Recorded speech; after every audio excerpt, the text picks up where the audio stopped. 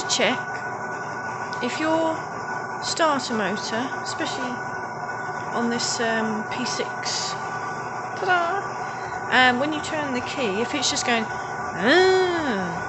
it could mean that your battery's a bit rubbish, or it could mean the connection on the back of the starter motor is loose or dirty. So mine did it before, and all I did was get hold of the wire and give it a wiggle, and it was a bit loose. And I wiggled it and it started, and it's been fine. I forgot all about it. I tightened it up a bit, but not very well, and it did it again the other day. So I'm gonna unbolt it, unbolt the wire brush it all, clean it up, grease it, put a nut on, and then put another nut over the top as a lock. So it's gonna be like a lock nut on there, stop it coming loose. I'll show you under the car.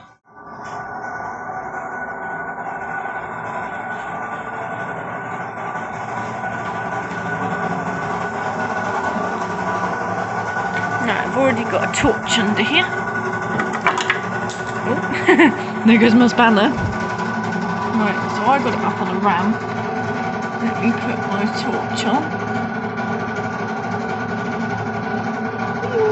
So this is the starter motor that's got the solenoid separate, because I think on the later cars they had the starter motor with the solenoid bolted on top, whereas my solenoid's up, oh I don't know, up there somewhere, up way beyond. So there's only one wire coming down to this starter motor. Just put a little rubber boot on. So see, it's just a bit loose. So I'm going to see if I can take it off, clean it, and get a lock nut on there, just to make sure it's tight. And it could be the actual stud that's failing inside, but hopefully we can just take this off, clean it, and then it'll stop it going. Okay, so I've taken that little nut off, and I'm just going to wire brush. This shouldn't be live, so don't worry too much. Wire brush off that. Ah, look, he's loose in there. See, it's loose. I bet it's not meant to be loose. I don't know. I'll try doing it up and see what happens. Maybe it's time for a new starter motor. This little washer here is made of a non-conductive material. That must be used. I hope this bloody wobbly thing works. That must be used there to stop this wire shorting out on the body, because the body of the starter motor is the earth, and this is the live feed going in.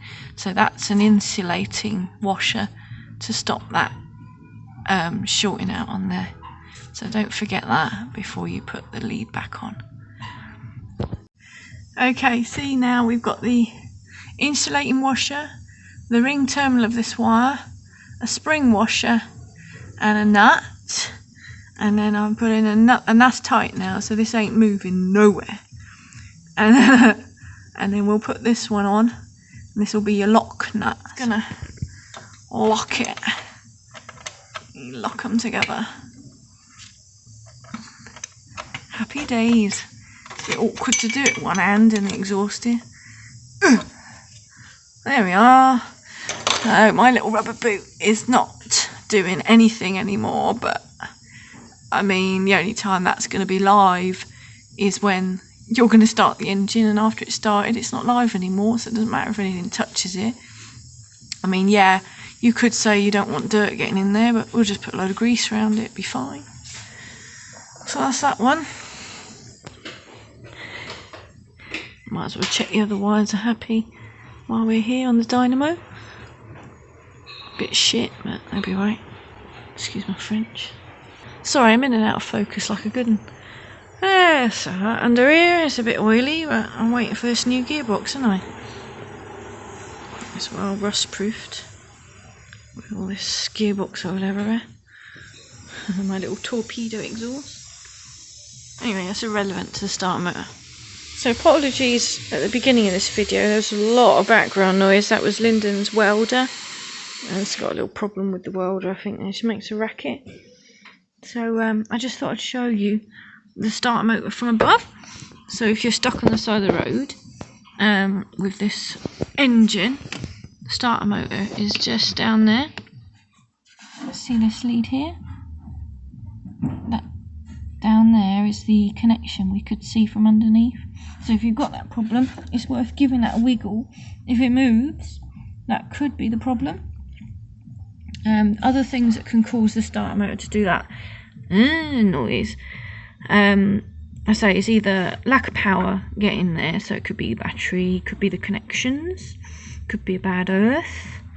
But without getting too technical, the reasons I've had it going before, when you click the ignition key on, the ignition key, when you click it to start, it puts a live feed across on this solenoid, so the live feed comes here and here, so it joins the live. If I put a screwdriver across these two terminals here with the ignition on, it would activate the starter motor. Okay, so really these shouldn't have rubber boots on, but don't judge me, they've all fallen off or twisted round and I don't put them back on. So yeah, when you click the ignition key, it puts power from this post to this post, which is the lead down to the starter motor.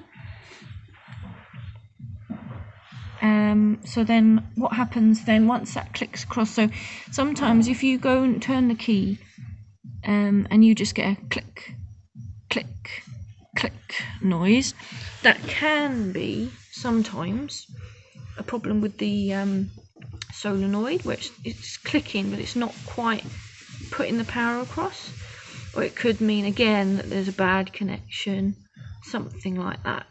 But when you get it and it's going, what's happening is the motor's turning, but it's not turning fast enough to throw the little cog. And I wish I had one here on a bench to show you, because there's a little cog on the end of it on a sort of gear, and when the motor turns really fast, it fires the cog up its spindle into the into the engine to sort of engage with the flywheel and turn the engine over.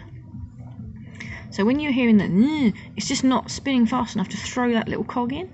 But sometimes you'll get a problem with the starter motor, like I've had in the past, where the motor is turning fast enough, but the cog's stuck. Mine was all sort of dirty and a bit oily and stuff, and I had to call the AA out. And the chap took the starter motor out for me on the side of the road. It was freezing cold. It was snowing actually, I remember. He took that out for me and cleaned up the shaft, the little cog spindle, cleaned it all up and popped it back in. It worked fine. Then it happened again, so I took it off. I think Lyndon took it off actually, and we took it to a chap called Ian in Staverton, who repairs, fixes, restores, or whatever you want to call it, starter motors and alternators and dynamos, things like that. He took it apart and he found that the little cog was just catching on the spindle. I don't know why, but what he did, he took the cog off and turned the cog the other way round, so it just wasn't catching anymore, which is good. So yeah, that's how the starter motor works. So the motor turns fast, it throws the cog in the engine. Once the engine's started, you obviously let go of the key, and that stops the motor from turning, and that little cog pings back into its position, or it should do. They have been known to get stuck and then burn the motor out, because the engine then is turning the motor all the time whilst you're driving. Well, yeah, that's about all the excitement I can tell you. We've had 4 minutes of staring at my manky old starter motor. Lucky you. Hopefully it works now. Shall we try it on a camera? Let's try it. Better get the torch out.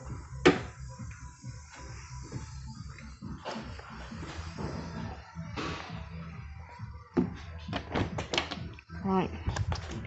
Let's see if he starts. Make sure it's in park on an automatic, or otherwise it's not going to start. Let's pull my dodgy choke out. Perfect! It's alive.